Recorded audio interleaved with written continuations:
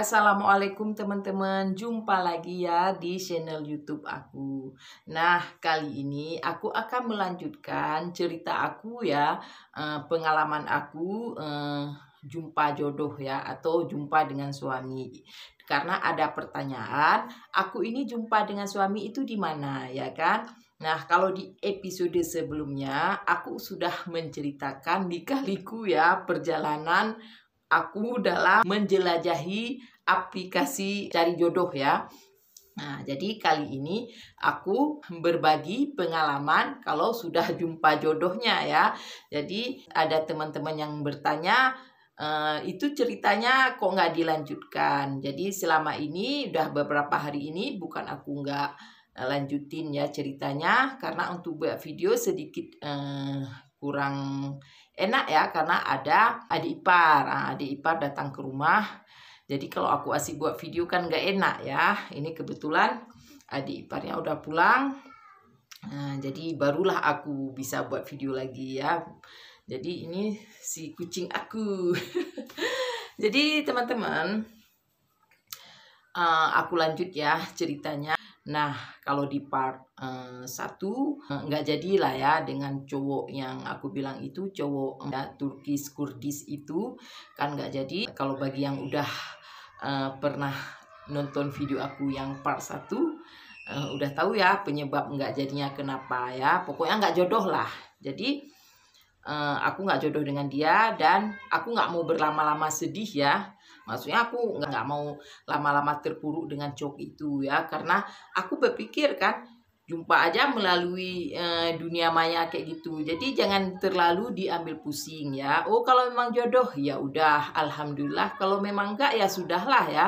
Nggak mau terlalu lama-lama memikirkan masalah itu ya. Nah, kalau nggak jodoh ya udah, aku pikir aja kayak gitu. Cuma yang kecewa ya kecewa juga ya, buang-buang waktu lebih kurang aku 7 bulan ya berhubungan dengan dia, kan buang-buang waktu aja ya, kecewa juga ya. Yang kalau dibilang nggak kecewa nggak mungkin juga ya. Jadi aku cuma vakum sekitar 2 minggu karena nggak jadi itu kecewanya ya selama 2 minggu. Udah itu aku nggak mau berlama-lama kecewa gitu ya. Nah, jadi mulailah aku seperti biasa ya cari lagi jodoh di aplikasi jodoh. Nah, kali ini aku nggak mau lagi pakai aplikasi Waplock. Aku nggak pakai lagi. Aku pikir kayaknya orang-orang di Waplock itu nggak ada yang beres. Itu menurut aku ya. Ada yang aku dibohongin. Aku kan pernah cerita di episode sebelumnya. Di part pertama aku pernah cerita. Aku pernah ditipu ya. Di situ ditipu sampai aku rugi ya. Dan aku juga pernah dapat cowok mau katanya begini begana lah, nggak taunya nggak jadi ya kan. Yang cowok Turki yang orang Kurdis itu ya. Jadi aku carilah aplikasi baru. Aku nggak mau lagi di aplikasi Waplock. Jumpalah aplikasi Badoo ya. Pas aku jumpa aplikasi Badoo ya seperti itu juga. Aku cari yang cowok Turki. Kenapa aku cari cowok Turki? Seperti cerita sebelumnya juga, karena kebanyakan kan orang Turki itu Muslim. Jadi aku cari yang seiman aja ya. Nggak mau ribet-ribet lah ya. Mau cari yang seiman aja. Sama juga ya kayak di Waplock. Di Badoo ini juga ada profil ya. Kita klik negara, udah itu ada profil cowoknya ya. Nanti ada fotonya, pokoknya sama kayak di Waplock juga. Nah, aku di sini ya seperti biasa ya, aku cari-cari yang memang mengena di hati aku ya. Jadi kebanyakan aku cari cowok yang kalaupun muda 5 tahun lebih muda dari aku, kalaupun tua sekitar 3 tahun yang lebih tua dari aku. Karena aku lebih suka cowok sebaya dengan cowok yang lebih muda dari aku. Tapi jangan jauh kali ya, sekitar 5 tahun gitulah ya. Karena kalau udah jauh kali kayak 10 tahun dah aku nggak suka juga ya.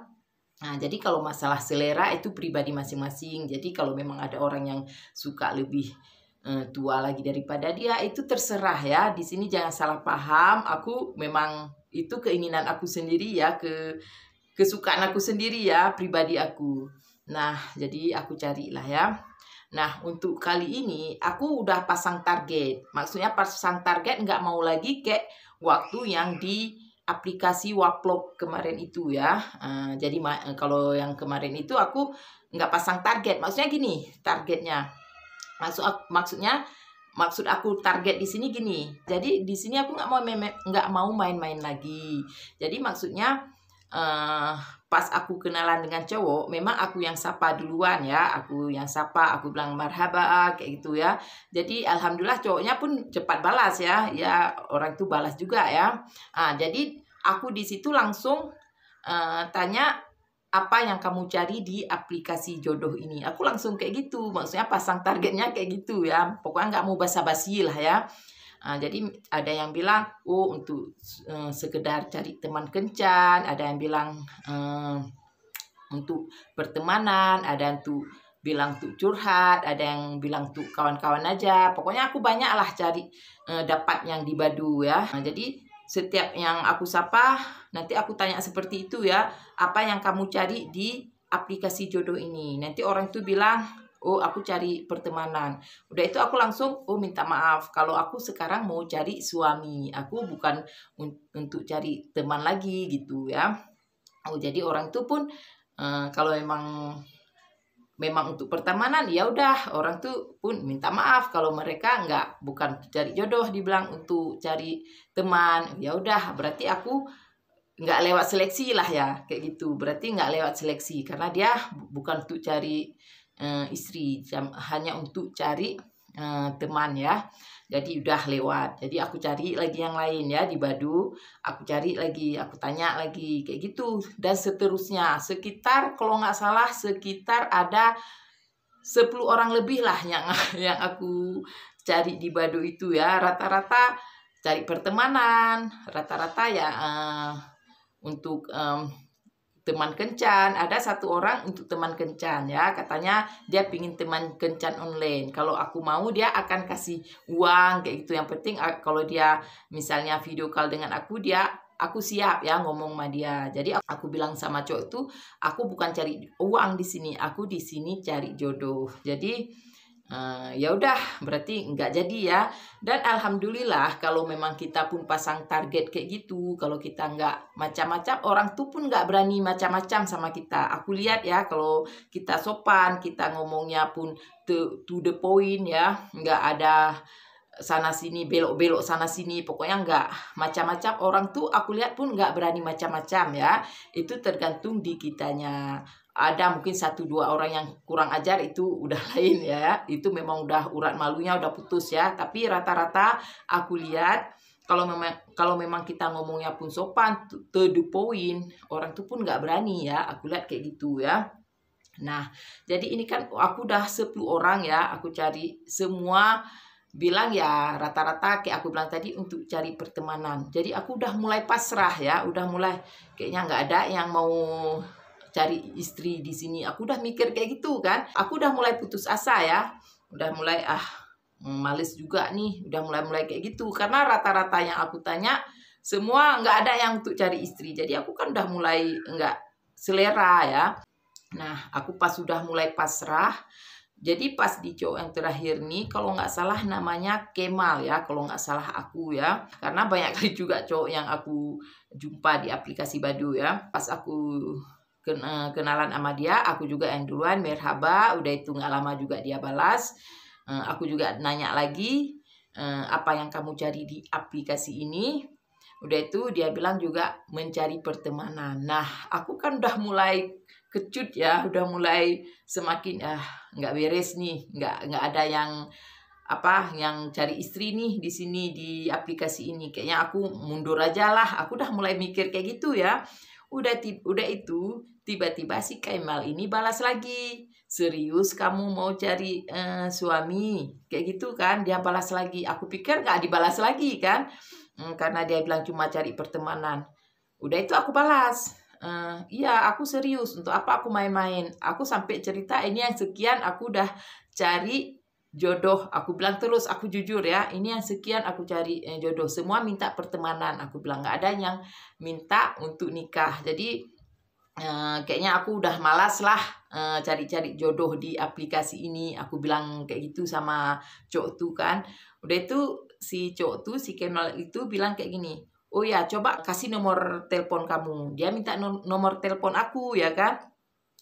Udah itu aku takut juga nih, untuk apa dia minta nomor telepon kan, apa untuk apa, aku kan udah mikir kayak gitu. Aku bilang, untuk apa kamu nomor telepon aku? Udah itu dijawabnya, aku ada kenal dengan cewek Indonesia, biar kamu dimasukkan ke dalam grup Indonesia Turki. Dibilang, aku kenal namanya Mutia, dia bilang kayak gitu kan. Nah, udah itu aku pikir iya juga lah. Udah itu aku kasih lah nomor telepon aku ke cowok tuh ya, nomor WhatsApp aku. Udah aku kasih, ya udah nggak ada komunikasi lagi, kayak gitu aja. Nah, sekitar 2 hari tiba-tiba ponsel aku kan bunyi. Aku lihat, masuklah aku ke dalam, pokoknya nomor aku udah masuk ke dalam grup Indonesia Turki. Nah, udah masuk. Aku nengok, oh kayaknya benar anak ini ngomongnya gitu kan. Nah, udah itu tiba-tiba udah lagi masuk nomor Mbak Mutianya ini. Nah, dia Mbak Mutia ini masuk nomor pribadi, bukan lagi masuk dalam grup WhatsApp. Dia ngomong pribadi dengan aku. Udah itu dia tanya, dia minta profil aku, foto aku, dan profil aku lah ya.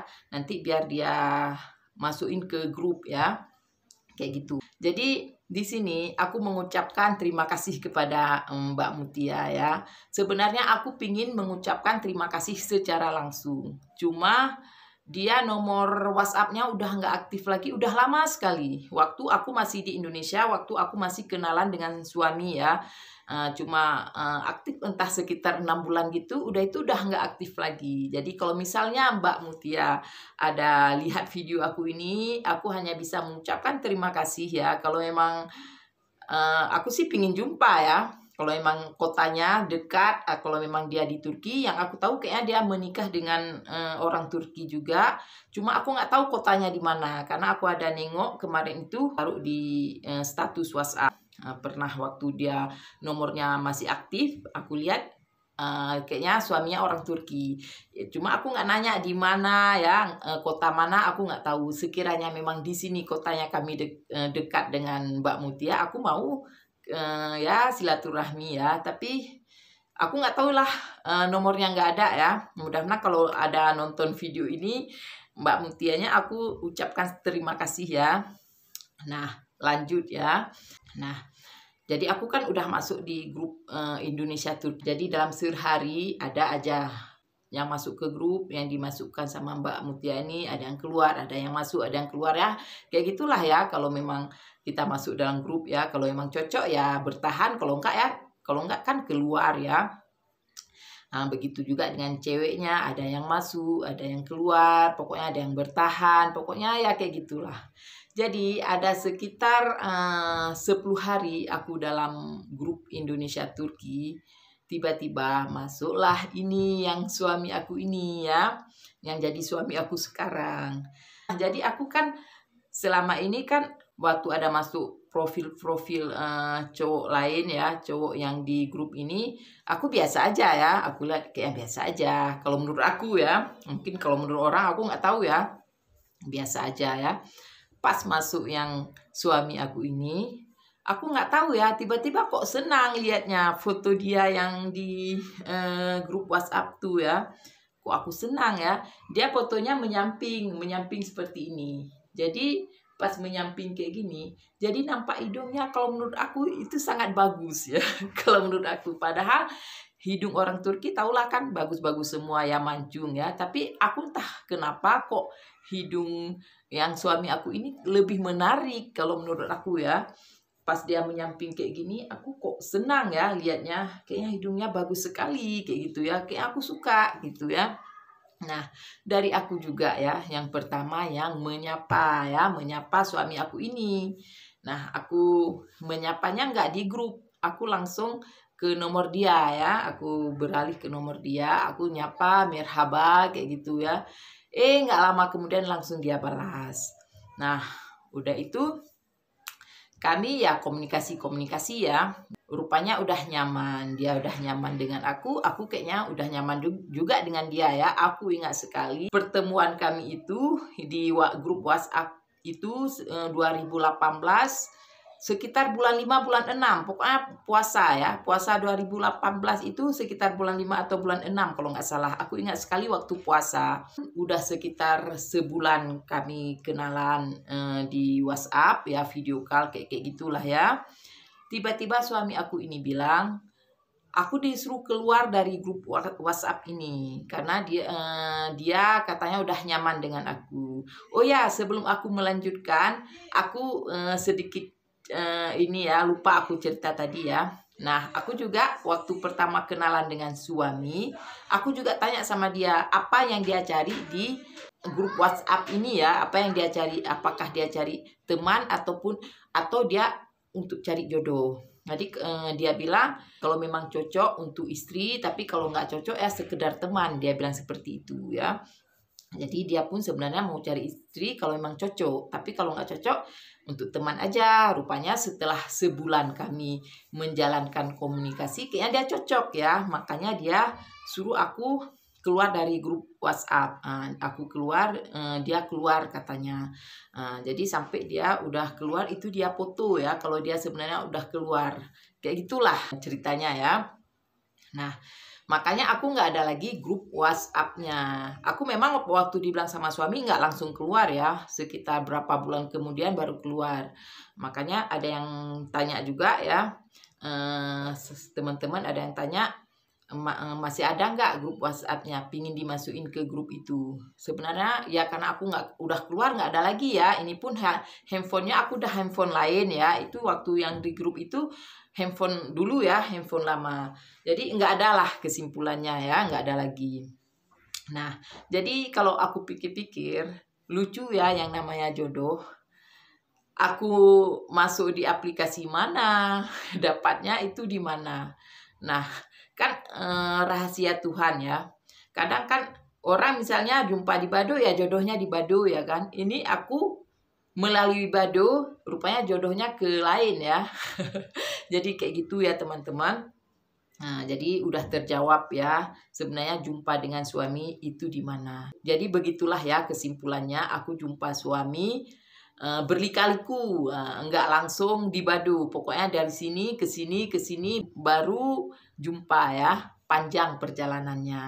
Nah, jadi teman-teman, aku akan share ya di video yang lain lagi ya tentang aku waktu RDR dengan suami. Karena waktu RDR ini ada segelintir orang yang mengatakan aku halulah. Pokoknya banyaklah hal yang aku alami. Jadi bagi teman-teman yang mungkin ada LDR dengan orang asing ya, orang negara mana apapun, yakin aja ya dengan diri sendiri. Jangan percaya dengan nyinyiran orang ya, dengan apa yang orang bilang.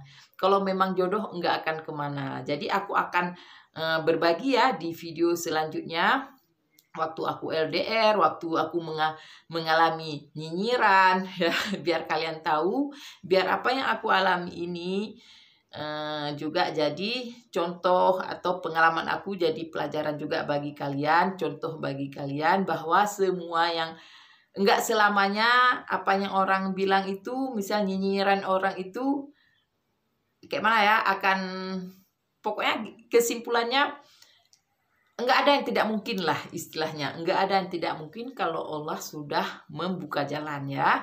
Yang penting berdoa. Oke teman-teman, tunggu aku di video aku selanjutnya. Oke teman-teman, sampai di sini dulu ya. Assalamualaikum. Bye-bye.